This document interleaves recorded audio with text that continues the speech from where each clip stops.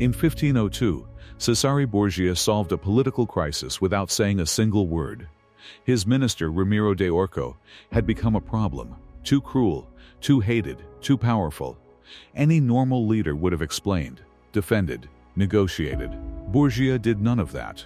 He had the man's body cut in two and placed in the public square of Cesena, with a block of wood and a bloody knife beside it. No speech, no explanation, no justification. The entire city fell silent, not because they understood what happened, but because they couldn't. That is the power of silence. And 500 years later, neuroscience proved something Borgia instinctively knew. When you ignore someone, their brain processes it the same way it processes being punched in the face. The dorsal anterior cingulate cortex lights up. The anterior insula fires. These are the same regions that activate during physical pain, with diagnostic specificity reaching 88%. You are not doing nothing when you ignore someone. You are delivering a blow they cannot see, cannot block, and cannot recover from, because you are not even there. But you have been doing the opposite your entire life. Every time someone insulted you and you fired back, you paid a tax. Research shows that a single emotional interruption takes 23 minutes and 15 seconds to recover from. 23 minutes. From one comment, one text, one look across the room. Do the math on your life. How many hours have you donated to people who never earned a second of your time? How many nights have you lost replaying an argument with someone who forgot about it by dinner? Today, you are getting those hours back. These are 7 dark psychology tactics refined by Machiavelli, not the watered-down motivational poster version of Machiavelli, the real one. The one who watched men destroy empires by talking too much and build them by saying nothing at all. But here's what nobody tells you about reactivity. The damage is not just emotional, it is financial. And the numbers are worse than you think. You already know you react too much. You do not need another lecture to tell you that. What you need is to understand why you cannot stop, and how much it is actually costing you. So let me show you the bill. The average person checks their phone 96 times a day. 96. That is not a typo.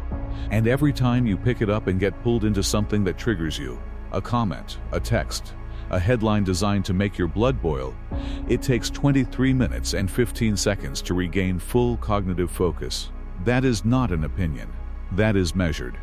40% of your productive time, gone. Not to work, not to rest. To recover from reactions you did not need to have. Gen Z users switch apps 12 times per hour. 12 times. And each switch is another interruption. Another recovery cycle. Another 23 minutes your brain has to claw back. Knowledge workers lose 2.1 hours every single day to distractions and the recovery time that follows. Annualized, that is $10,375 per person, per year.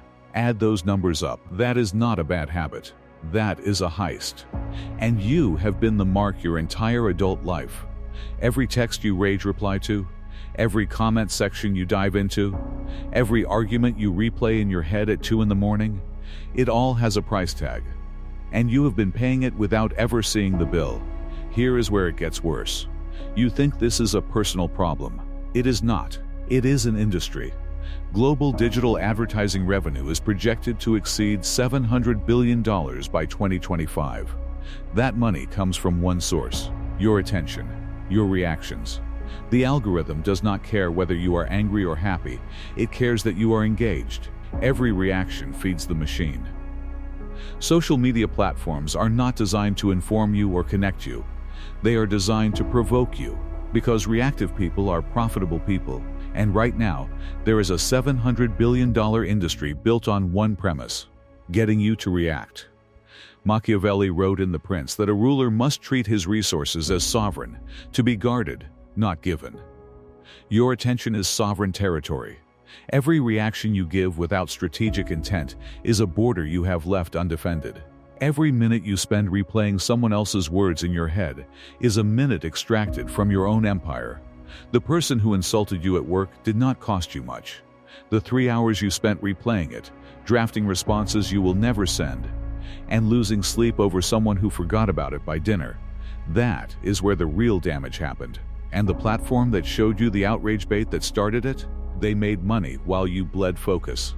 Gallup estimates that global productivity loss from disengagement totals $8.8 trillion annually. That is not a personal problem. That is an epidemic. And the system is designed to keep you reactive. Because reactive people are profitable. Your attention is not just valuable. It is the most fought-over commodity on the planet, and you have been giving it away for free. Here is the part that hurts. You already knew this. You have known it for years. You just could not stop. And the reason you could not stop is the same reason a slot machine works. The system was designed by people smarter than you to exploit the one thing your brain cannot resist: unfinished business. So you know you need to stop reacting. You know the cost, but you have tried before, and it did not work. You tried silence. You tried not caring. You tried walking away. And every single time, something pulled you back. That is not a weakness. That is biology. And it has a name. You have tried just not caring. You told yourself you would not respond. You put the phone down, and 45 minutes later, you picked it back up and typed something you regret. Here is why. Your brain's threat detection system, the amygdala, operates 80 to 120 milliseconds faster than your prefrontal cortex, the part that makes rational decisions. By the time you decide not to react, the stress hormones have already flooded your system. Cortisol, norepinephrine. Your heart rate is up. Your jaw is tight. The reaction has already started before your conscious mind even shows up to the meeting. Telling someone to just ignore it is like telling them not to flinch when a fist comes at their face. The neural wiring fires before thought arrives. Willpower is not a real-time defense system. It is a post-hoc rationalization tool, and you have been trying to use it as a shield. So you tried the opposite. You confronted them. You had the conversation. You set boundaries. You cleared the air. And what happened? With rational people, that works. But the people draining your life are not rational. With narcissists, with energy parasites, with status seekers, confrontation is not resolution. It is fuel. It gives them exactly what they want: your engagement, your emotional investment, your presence in their arena. Machiavelli understood this with surgical precision. He wrote, "Men ought either to be well treated or crushed, because they can avenge themselves from lighter injuries, or more serious ones they cannot." The middle ground, expressing displeasure, demanding apologies, having the talk, that is the zone where you are most vulnerable. You are invested enough to care, but not powerful enough to eliminate. That is Machiavelli's forgotten lesson. The worst position is half commitment. Then the internet gave you a third option: gray rocking. Go blank. Be boring. Starve them of emotional supply. And against certain people, it works. But here is what the internet does not tell you. Gray rocking only functions when the narcissist has alternative supply sources. When you are someone's primary target, when you are the child, the spouse, the direct report, going gray does not trigger retreat. It triggers escalation. The narcissist does not fade away. They attack harder. They provoke. They chase. They show up. They call. They text. They manufacture crises to force you back into the arena because you are their supply. And supply does not get to leave quietly. Machiavelli was not naive. He knew there is a critical difference between ignoring someone who is beneath you and ignoring a genuine threat. The first is power. The second is negligence. And confusing the two can get you hurt. So if willpower fails, confrontation backfires, and gray rocking escalates, what actually works? The answer was discovered in 1927 by a psychologist named Bluma Zeigarnik, and it changes everything. Zeigarnik discovered that the human brain holds on to unfinished tasks with significantly more intensity than completed ones.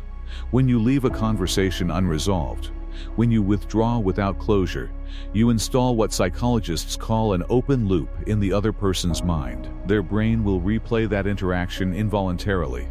It will interrupt their sleep, their work, their other relationships, not because they want to think about you, but because their brain is biologically incapable of stopping. The Ovsiankina effect adds a compulsive urge to complete the interrupted task, meaning they will seek you out, try to provoke you, attempt to force a resolution. And every time you refuse to give it to them, the loop tightens. You thought ignoring someone was doing nothing. You were wrong. You were installing a psychological parasite in their brain, one that their own biology feeds, one that only your response can kill. And you are never going to respond. Every conventional approach fails for the same reason. They keep you inside the interaction. Willpower is internal warfare. Confrontation is external warfare. Gray rocking is a simulated retreat. None of them are real withdrawal. What Machiavelli discovered, and what Zygarnik proved, is that real power comes from making the interaction itself irrelevant. Now you understand why everything else failed. You understand the open loop. You understand the biological mechanism. But knowing is not enough. The question is, how do you weaponize this? How do you move from understanding silence to deploying it? That is where the 7 weapons become operational. The phrase "never complain, never explain" was not invented by an Instagram motivational page. It was coined by British Prime Minister Benjamin Disraeli in the 19th century and became the operational creed of the British royal family. Queen Elizabeth II governed for 70 years without ever publicly defending herself. 70 years on the world stage, not one public defense, not one explanation, not one apology. Elbert Hubbard refined it further. Never explain. Your friends do not need it, and your enemies will not believe you anyway. Think about what that means. An explanation is a request for approval. It signals that the questioner has authority over you. It grants the audience the right to evaluate your decisions. Every time you explain yourself, you are handing someone a scorecard and asking them to grade you. Machiavelli wrote that the vulgar crowd is always taken by appearances, and that a prince should be a great pretender and dissembler. Explaining destroys the mystery that appearances depend on. It collapses the distance between you and the crowd. Silence is not the absence of communication. It is the most aggressive form of it. You have learned to be silent. But silence is binary. You are either talking or you are not. The next weapon is more surgical. It is about how much of yourself you make available. Robert Greene wrote to use absence to increase respect and honor. Too much circulation makes the price go down.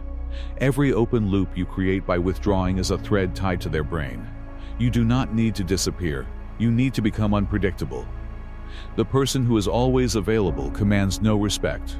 The person who is never available commands no influence. The person who appears and disappears without explanation commands obsession. This withdrawal is weaponized through the Zygarnik principle. You are not hiding. You are creating cognitive debt that compounds every hour you stay gone.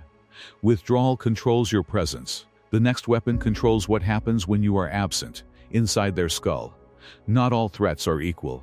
Enemies require strategic calculation. Critics require selective deafness. Energy parasites require total erasure. And when you erase someone completely, here is what happens at the neurological level. fMRI scans show that the secondary somatosensory cortex and the dorsal posterior insula activate. These are the same regions that process physical pain, with 88% diagnostic specificity. You are not hurting their feelings. You are hurting them. Their brain cannot distinguish between being ignored by you and being struck by you. That is not a metaphor. That is measured, replicated neuroscience. Machiavelli's doctrine was binary. Men ought either to be well treated or crushed. There is no middle ground. Half attention is weaker than full attention or zero attention. When you give someone partial acknowledgement, you keep the wound open without delivering a decisive blow. When you erase them entirely, you deliver the full neurological impact. And then you walk away. You now have a weapon that causes neurological pain. But weapons are useless if the wielder is fragile. The next weapon builds the internal architecture that makes you unbreakable. Your self-esteem is not just a feeling. It is a status tracking system. Evolutionary psychologists call it hierometer theory. Your brain automatically calibrates your self-worth based on where you sit in social hierarchies. It runs this calculation constantly, unconsciously, without your permission. Here is the twist. Research shows that status striving, visibly trying to gain approval, is stigmatized behavior. People who chase status are actually afforded less status. The desperate pursuit of respect earns contempt. When you visibly care about someone's opinion, your brain registers it as a status deficit. You are below them in the hierarchy, and your body language broadcasts it before you say a word. When you are genuinely indifferent, your brain registers autonomy. You are self-governing. Others read this subconsciously. They cannot articulate why, but they treat you differently. The armor of indifference is not a coping mechanism. It is a status signal. It is not worn to protect you. It is worn to signal that you do not need protection.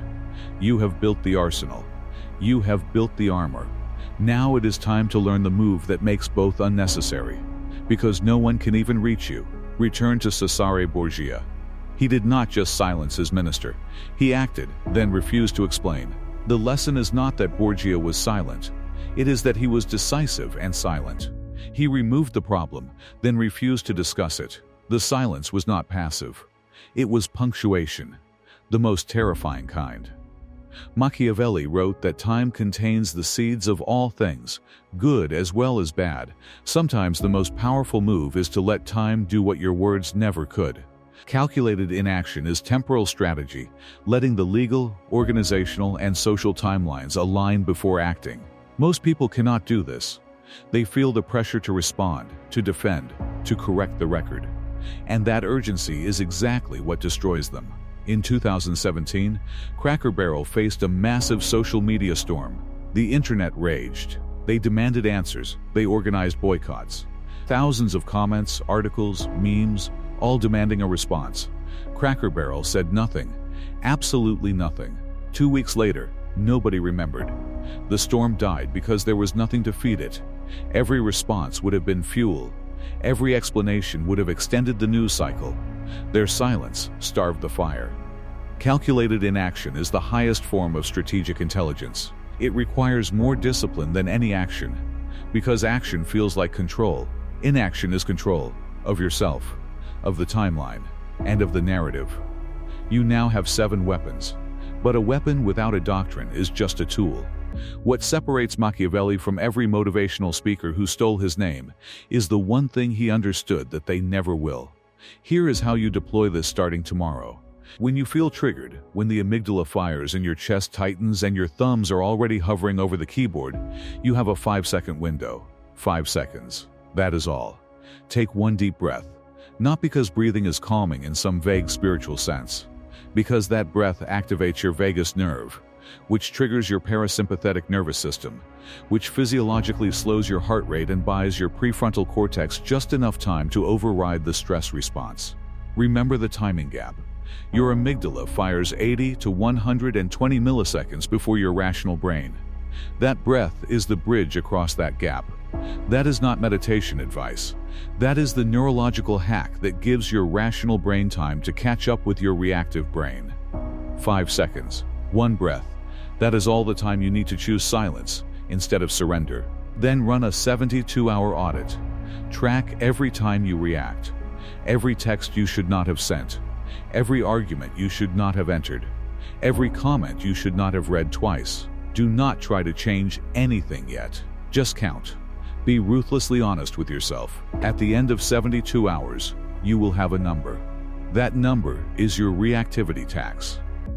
The exact measure of attention you are donating to people who will never repay it.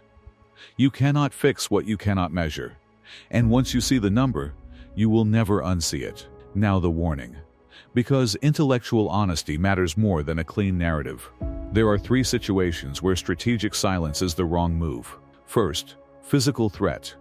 When someone has crossed from psychological to physical, silence is not a strategy. It is exposure. Borgia did not ignore D'Orco. He eliminated him. Second, institutional power. When someone has structural authority over you, a boss, a landlord, a legal adversary, silence can be professionally or legally catastrophic. Calculated inaction does not mean forfeiting your rights. Third, the escalation threshold. With narcissistic personalities, ignoring without spatial separation often triggers pursuit, not retreat. Boundary enforcement may require explicit, documented action before silence becomes viable. Machiavelli knew that power is not about having one tool. It is about knowing which tool fits the situation. Silence is the most powerful weapon in your arsenal. But a prince who only owns one weapon is not a strategist. He is a liability. You did not click on this because you want to manipulate people. You clicked because you are tired. Tired of replaying arguments at 3 in the morning. Tired of caring about people who do not think about you at all. Tired of giving the best hours of your mind to the worst people in your life. 95% of teenagers use social media. 40% of 18 to 22-year-olds meet clinical criteria for social media addiction. The average TikTok user spends 34 hours and 15 minutes on the platform every month. You are living inside a system architecturally designed to make silence impossible.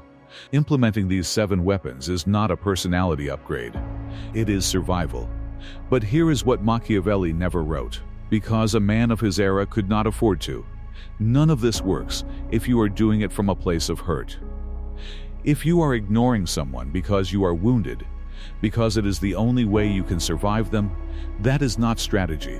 That is a tourniquet, and tourniquets are not permanent. The real armor of indifference is not built by pretending you do not care. It is built by genuinely reorganizing your life so that the people who once dominated your thoughts no longer have the structural access to reach you. It is built by becoming someone whose silence is not an act of desperation, but an act of sovereignty. Borgia did not stand in the square that morning. He did not watch the crowd. He did not need to see their faces to know what they felt, because he was not performing for them. He had already moved on to the next decision, the next campaign, the next century of influence. That is the difference between someone who plays the game and someone who controls it. The crowd reacts. The prince has already left the room. The most powerful thing you can do is not the smartest thing you say. It is the reaction you will never give, the explanation you will never offer, the people you will never think about again. That is not cold. That is sovereignty. And Machiavelli knew it 500 years before you clicked on this.